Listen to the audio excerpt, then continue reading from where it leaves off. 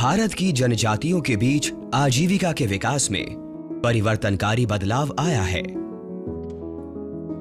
ऐतिहासिक रूप से खेती और पारंपरिक कारीगरी पर निर्भर रहने वाली कई जनजातियां अब शिक्षा और तकनीकों का लाभ उठा रहे हैं। आधुनिक कृषि तरीकों से पैदावार बढ़ रही है। टूरिज्म, हैंडीक्राफ्ट और वन आधारित एंटरप्राइजेस जैसी एक्टिविटीज ऑल्टरनेटिव इनकम में मदद कर रही हैं। सरकारी पहल जनजातीय एंटरप्रेन्योरशिप को सहायता प्रदान करते हुए कौशल विकास को बढ़ावा दे रही है।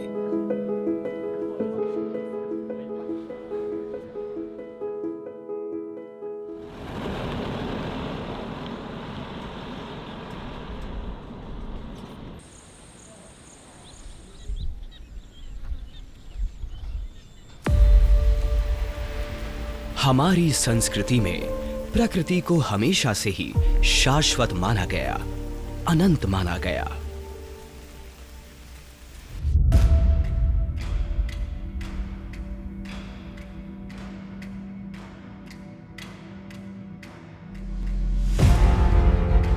लेकिन आधुनिकता की दौड़ में मनुष्य ने खुद को प्रकृति से अलग समझ लिया।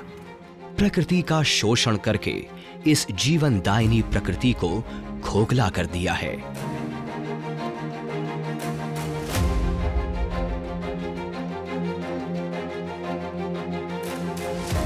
इस आधुनिक समय में भी कुछ ऐसे लोग हैं जो अपने पारंपरिक ज्ञान के प्रयोग से सदियों से प्रकृति और वनों के साथ एकजुट होकर रह रहे हैं।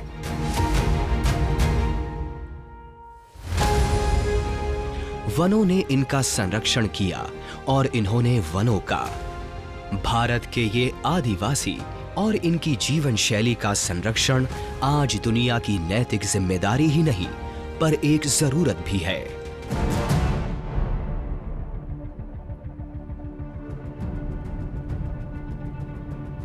प्रकृति और वन धन में संपूर्ण होने पर भी आदिवासियों को इनके काम और वनों से इकट्ठा किए हुए लघु वन उत्पादों का सही मूल्य नहीं मिलता था।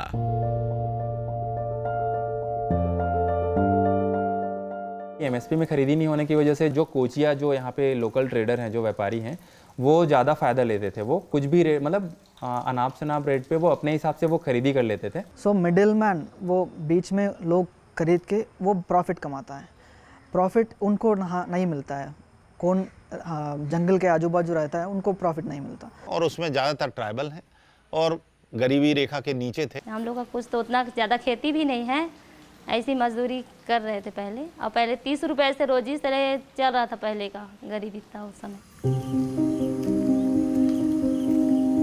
जैसे गांव में समय के अनुसार ही मजदूरी दे रहे थे कि उसके बाद जो हमारे खेती किसानी काम समाप्त होने के बाद हमें मजदूरी का तलाश ही करना पड़ता, तभी मजदूरी करते थे। जंगल से ये चीज़ों का उपयोग करते हैं, काफ़ी समय से करते आ रहे हैं। तो गवर्नमेंट का ये है कि प्रॉपर्टी आपकी है, आपको करना है, बस उसका संवहनीय उपयोग करना है कि वो फ्यूचर में भी मिल सके।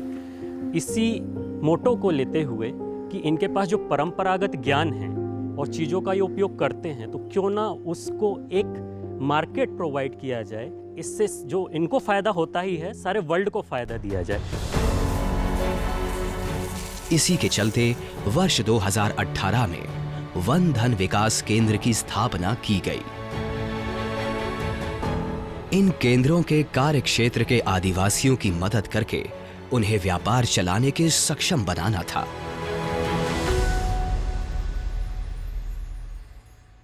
प्रधानमंत्री वन धन योजना बेसिकली जो है ट्राइबल कम्युनिटी में एंटरप्रेन्योरशिप डेवलप करने के लिए बनाई गई है। बहुत अच्छी योजना है। तो ये वन धन केंद्र क्लस्टर शिकारा है। इसमें 15 समूह हैं और हर समूह में 20 मेंबर हैं। और इसमें जो है रिसोर्सेज हैं, संसाधन हैं, इनको संग्रहण करते हैं ग्रामीण समूह जो है, जो गरीब आदिवासी हैं, ज़्यादातर महिलाएं हैं उसमें, और वो प्राइमरी प्रोसेसिंग करके ही वो सेल कर देते हैं। जैसे इन्होंने अभी अर्जुन छाल, जिसमें उन्होंने पहले कभी कोई फ़ायदा नहीं लिया था, लेकिन पहली बार ही उन्होंने किया और उससे जो संग्रहण में उनको 2.5-3 लाख का फ़ायदा हुआ, और जब उन्होंने विक्रय किया तो उससे भी लगभग 3 लाख का उनको फ़ायदा हुआ। वन धन विकास केंद्र के पहले जहां सिर्फ 20% लाभ आदिवासियों को मिल रहा था, वहां वन धन विकास केंद्र के द्वारा पूरा लाभ आदिवासियों तक पहुंचाना था। ये करने के लिए आदिवासियों तक पहुंचना बहुत जरूरी था।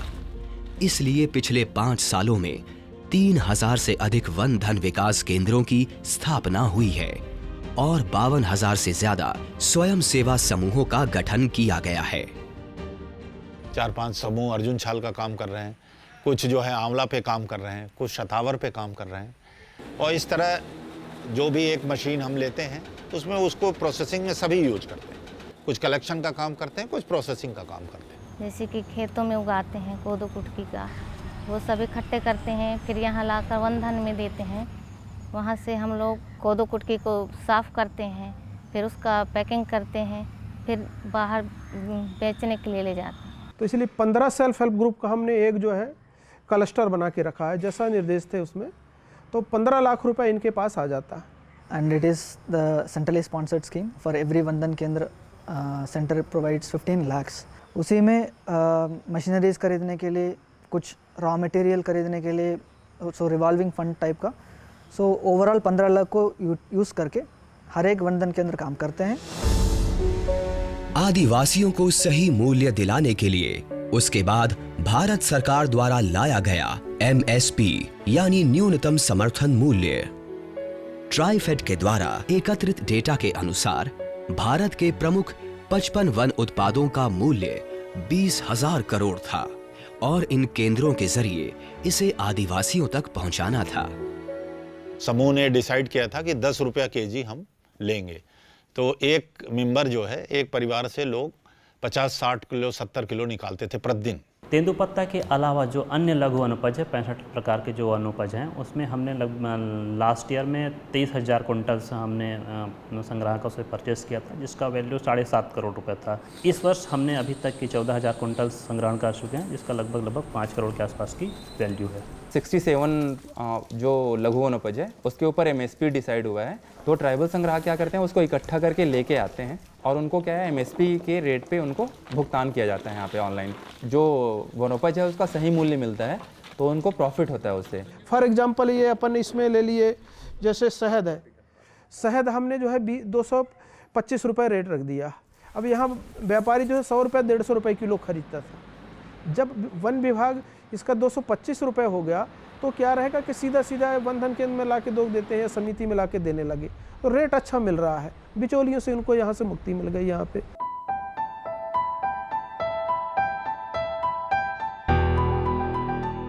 MSP के चलते आदिवासियों को आर्थिक रूप से थोड़ी सहायता मिली, लेकिन आगे बढ़ने के लिए खाली आर्थिक कमी को पूरा करना काफी नहीं होता, बल्कि अवसर और क्षमता की कमी को भी हटाना पड़ता है। क्षमता की कमी के लिए वन धन विकास केंद्र ने आदिवासियों को ट्रेनिंग दी। वन उत्पाद से कम लाभ होने की वजह से बहुत से आदिवासी शहरों की ओर पलायन कर रहे थे। वन धन कार्यक्रम के माध्यम से आदिवासियों को सस्टेनेबल तरीके से वन का उपयोग करने के लिए तैयार किया जा रहा है।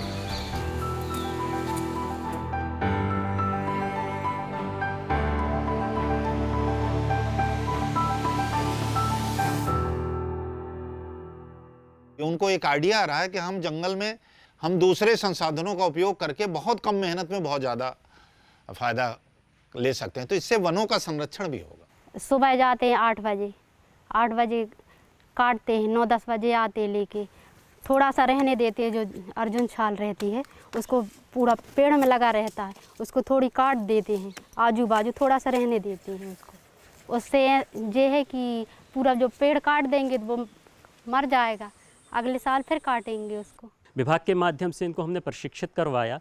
अब ये मधुमक्खियों को डैमेज किए बिना, खुद को डैमेज किए बिना ज़्यादा शहद कलेक्ट कर पा रहे हैं। इसी तरीके से महुआ कलेक्शन हम इनको नेट प्रोवाइड कराते हैं, तो उससे उनकी उपज का वैल्यू भी बढ़ रहा है और ये इकोनॉमिक भी कर रहे हैं और संवहनी उपयोग कर रहे हैं। तो हम लोग क्या करते हैं, विनाश विहीन विदोहन पद्धति, नॉन डिस्ट्रक्टिव हार्वेस्टिंग का एक इनको ट्रेनिंग दिया जाता है। जैसे सपोज कोई आंवला पेड़ है, उसमें मान लीजिए 10 फल लगा हुआ है, तो हम लोग क्या करते हैं, हम लोग उनको बताते हैं कि 8 फल तोड़िए, आप 2 फल उसको बचा के रखिए, ताकि उसका बीज नीचे गिरेगा, वो वापस रीजनरेशन होगा, उसमें दोबारा फिर से उसमें पेड़ पौधे मतलब पेड़ बनेंगे, उससे फल मिलेगा। तो ये जंगल काटना धीरे धीरे कम करते जा रहे हैं। तो इससे क्या है, हमको ये प्रॉफिट है कि हमारा जंगल सुरक्षित है, वो बच रहा है। जो सीज़न आता है उसके पहले एक बार हम लोग वहाँ पे ट्रेनिंग ऑर्गेनाइज कराते हैं कि ये चीज़ का सीज़न है, ऐसे आपको प्रॉपर इसको कलेक्शन करना है, सुखाना है, जो क्वालिटी का विशेष ध्यान देना है। इसलिए निरंतर प्रगति के लिए इन केंद्रों से आदिवासियों को आत्मनिर्भर और उद्यमी बनाने के प्रयास भी किए जा रहे हैं। इनकी आत्मनिर्भरता की राह पे सरकार इनके साथ है। People who lives close to forests, they usually be the collectors and how to make them as entrepreneurs. So this is the basic idea of वंदन केंद्र।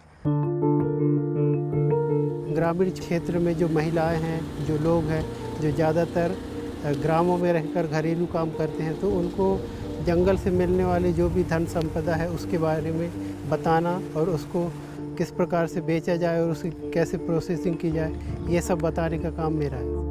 इस ट्रेनिंग के जरिए आदिवासी अलग अलग उत्पादों की पहचान और उनकी गुणवत्ता का माप करना भी सीख रहे हैं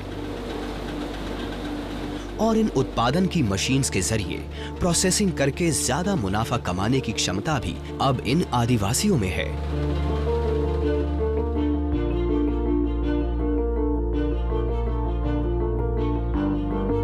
संग्रहण होता है, प्रोसेसिंग होता है, मार्केटिंग भी होता है। सो उसी से वैल्यू एडिशन करते हैं, फाइनली उनका अच्छी प्राइस मिलता है। मार्केट में जो रेट मिलती है उसको जब साफ करके बेचते हैं तो वो हमको ज़्यादा रेट में बिकता है। एक वंदन केंद्र में हमने जो ये बिछिया का है, यहाँ पे कोदो कुटकी की मशीन लगा के रखा हुआ है। जंगल के पत्तलों से बनी हुई दोना पत्तल मशीन लगा के रखा हुआ है। प्राइमरी सेकेंडरी प्रोसेसिंग के साथ में टर्सरी प्रोसेसिंग भी हो रहे हैं। इसमें बिस्किट्स, कुकीज़। वंदन हमको चक्की ला कर दी, फिर पॉलिश मशीन, ये पैकिंग मशीन, सभी चीज़ें दी, फिर बेचने में सब चीज़ में सहायक दी। आज हर्बल टी से लेकर त्रिफला चूर्ण, डायबिटीज में फायदा करने वाली जामुन की गुठली से लेकर हृदय रोग में फायदा करने वाली अर्जुन छाल, सब बनाने में ये आदिवासी सक्षम है। इसके अलावा आंवला अचार और कैंडी। आंवले की कैंडी हुई मार्केट में, आंवले कैंडी जो है शक्कर वाली मिलती है। एक हमने नया इसमें चालू किया है कि विदाउट शक्कर जो है शहद मिला के, अपने पास शहद भी है, आंवला भी है, तो शहद और आंवला कैंडी बना के बेचे तो काफ़ी अच्छा रिस्पांस मिल रहा है हमको। ऐसे बहुत सारे हर्बल प्रोडक्ट ये बना रहे हैं हमारे समूह वाले, और ये हर्बल प्रोडक्ट यूज करने से हमारी इम्यूनिटी बढ़ती है और एकदम नेचुरल है ना, उसमें हम किसी प्रकार का खाद डालते हैं, ना किसी प्रकार के कोई केमिकल डालते हैं। ये वहाँ के लोगों को आर्थिक आमदनी तो दिला ही रही है, साथ में जो हमारा जो हेल्थ इश्यूज है उसको भी रिजॉल्व करने में सहायक होगी।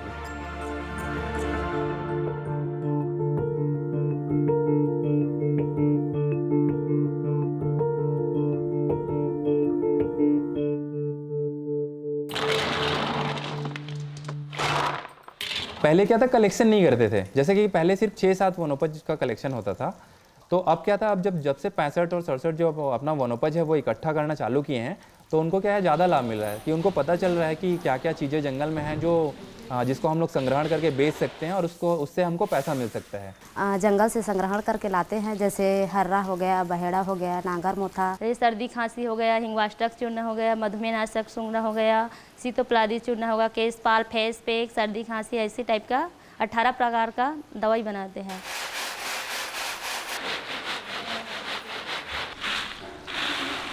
अब इन आदिवासियों को बस अवसर की आवश्यकता थी अपने आप को सिद्ध करने के लिए, और इस अवसर को प्रदान करने में एक अहम भूमिका निभाई वन धन विकास केंद्रों ने। समूह थोड़ा सा बहुत कम क्वांटिटी में हर्बल टी बनाता था, अर्जुन टी बनाता था, लेकिन कोई बल्क में डिमांड नहीं था। तो वैद्यनाथ ने इसको बल्क में डिमांड दिया कि बोला हमको 10 टन चाहिए। एक यूपी में संस्था है, यही अर्जुना रिस्ट बनाती है, वो 50 कुंटल ले गए। तो धीरे धीरे लोगों को पता चल रहा है, चूँकि ये नेचुरल हैबिटेट में है, कोई पॉल्यूशन नहीं है, तो इसको बहुत ज़्यादा डिमांड है। अभी कुछ तो हम जैसे सीधा हमारा लगुन बसंग भोपाल, उनको भी रॉ मटेरियल की बहुत ज़रूरत पड़ती है, बिंद हर्बल के नाम से काम चलता है। अभी उनने शहद मांगा, हमें शहद चाहिए, 20 कुंटल की डिमांड थी, हमने 20 कुंटल उनको शहद दिया। बट जब से वंदन विकास केंद्र आया तो क्या है, ये ट्राइबल मतलब ऑल और जगह जगह पे इसके वो लगते हैं, मतलब एग्जीबिशंस लगते हैं, हाट लगता है, तो वहाँ पे जाके क्या है ये अपने प्रोडक्ट का प्रचार प्रसार करते हैं वहाँ पे। तो प्रचार प्रसार होने की वजह से क्या है, लोग बहुत जानने लग गए इनको, तो इनके प्रोडक्ट का भी डिमांड धीरे धीरे बढ़ते जा रहा है। बेचने के लिए जैसे भोपाल में वंदन मेला लगता है, दिल्ली में लगता है, इंदौर में लगता है, तो उन जगहों पर ले जाके उसकी बिचाई की है। इन सब प्रयासों के फलस्वरूप आज इन स्वयं सेवा समूहों को राज्य, राष्ट्रीय और अंतर्राष्ट्रीय स्तर पर भी सम्मानित किया जा रहा है। अवार्ड माननीय मुख्यमंत्री जी ने दिया था और उसमें 11,000 का चेक भी दिया था। पिछले साल 2022 में हम लोग यहाँ सिंगापुर गए थे, यहाँ से हम लोग को मिला था, ग्रीट अवार्ड मिला था वहाँ। पर ये तो बस शुरुआत है। इन केंद्रों को और आधुनिक तथा और भी ज्यादा पर्यावरण अनुकूल बनाना है और इसके लिए सरकार कई नए कदम उठा रही है। सरकार IIT Delhi, national development research council, central food technological research institute Mysore इत्यादि के सहयोग से वनधन कार्यक्रम को आगे बढ़ाने के लिए काम कर रही है। इसके साथ साथ सरकार ने ये सारे प्रोडक्ट्स देश भर में बेचने के लिए ट्राइब्स इंडिया नाम के स्टोर खोले हैं, जहां पर ग्राहक जाकर अपने पसंदीदा और उच्चतम क्वालिटी सामान खरीद सकते हैं। यह सामान ग्राहक घर बैठे बैठे ऑनलाइन ऑर्डर भी कर सकते हैं। अंग्रेजी में एक कहावत है, well begun is half done, यानी शुरुआत अच्छी हो तो समझो आधा काम पूरा, और शुरुआत तो काफी अच्छी ही हुई है। I know it's coming from a good source. They're good products and they're made by tribals and they're pure. They're good for me. We feel that we should help them. Whatever they make and all, we should buy them and just distribute it to the other areas of the world so that people will come to know what the tribal people are doing actually.